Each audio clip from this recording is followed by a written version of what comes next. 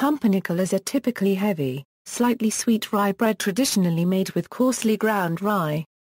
It is often made with a combination of rye flour and whole rye berries. At one time it was traditional peasant fare, but largely during the 20th century various forms became popular through delicatessens and supermarkets. Europe.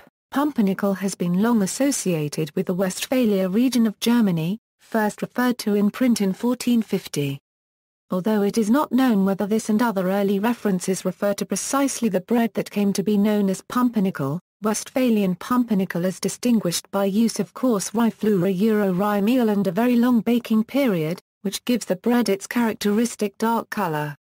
Like most traditional all-rye breads, pumpernickel is traditionally made with an acidic sourdough starter, which preserves dough structure by counteracting highly active rye amylases.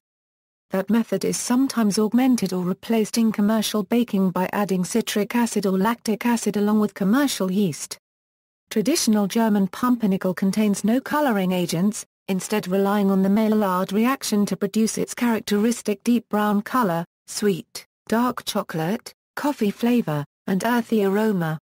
To achieve this, loaves are baked in long narrow-lidded pans 16 to 24 hours in a low-temperature, steam-filled oven. Like the French pain de mie, Westphalian pumpernickel has little or no crust. It is very similar to rye Volkenbrot, a dense rye bread with large amounts of whole grains added. While true pumpernickel is produced primarily in Germany, versions are popular in the Netherlands, under the name roggebrod, where it has been a common part of the diet for centuries. German pumpernickel is often sold sliced in small packets found in markets aimed at an upscale clientele, as it is often paired with caviar, smoked salmon, sturgeon, and other expensive products on an hors d'oeuvre tray. North America. A separate pumpernickel tradition has developed in North America, where coloring and flavoring agents such as molasses, coffee, and cocoa powder are added to approximate the shades and taste of traditional German pumpernickel. Bakers there often add wheat flour to provide gluten structure and increase rising and commercial yeast to quicken the rise compared to a traditional sourdough.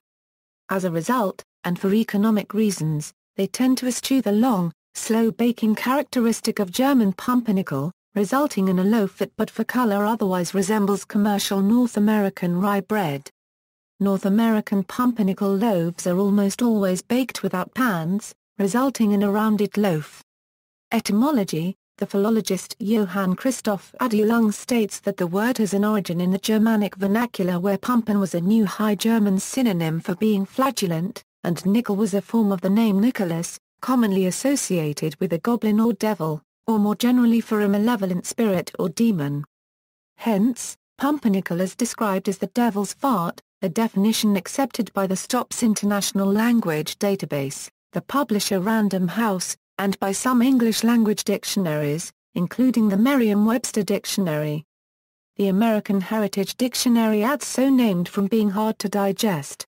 A variant of this explanation is also given by the German Etymological Dictionary Kludge that says the word pumpernickel is older than its usage for the particular type of bread, and may have been used as a mocking name for a person of unrefined manners first. The change of meaning may have been caused by its use as a mocking expression for the unrefined rye bread produced by the Westphalian population. The Oxford English Dictionary does not commit to any particular etymology for the word. It suggests it may mean a lout or booby, but also says origin uncertain. The OED currently states the first use in English was in 1756. A folk etymology involves Napoleon, who, while invading Germany, asked for bread and was served dark Westphalian rye bread. According to the folktale, Napoleon declared that this was not suitable bread for himself, the emperor, but was bread for Nickel, his horse, ๊pʌmpərnɪkəl. In a variation of the same basic story, Napoleon declared that the bread was no good for him, but was only good for his horse, ๊pʌmpərnɪkəl. The name nickel is not confirmed for any of Napoleon's many horses, still, given the number of horses used, this remains a possibility. This folk etymology grew from a witty interpretation, proposed by 17th-century satirist Johann Balthasar Schupp, that the bread was only good for Nickel, a nickname for a weak or puny horse. It is not clear why anyone imagines that the Germans would name a much-loved local speciality after an insult in a language they did not understand. See also, Rückbrot, Schwarzbrot, references.